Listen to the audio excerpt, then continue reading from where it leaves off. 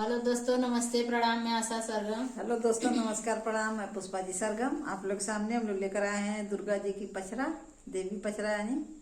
आप लोग सुनिएगा, जैसा भी लगेगा वैसा बताइए कमेंट बॉक्स में कैसा लग रहा है।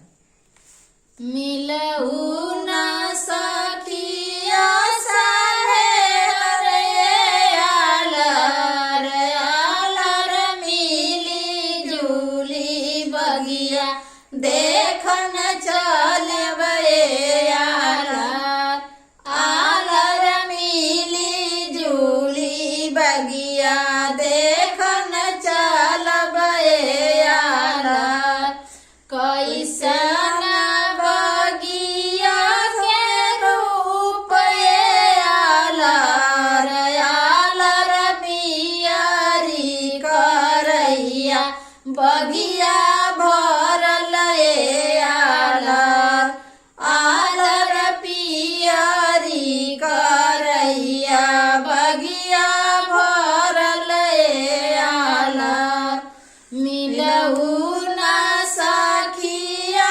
साहेर आलर आलर मिली जुली बगिया देखन चलबे आलर आलर मिली जुली बगिया देखन चलबे आलर कैसन बगिया के रूप आलर आलर धुबिया दसमिया बगिया भरल आलर आलर धुबिया दसमिया बगिया भरल आलर मिलऊ ना सखिया साहेर आलर आलर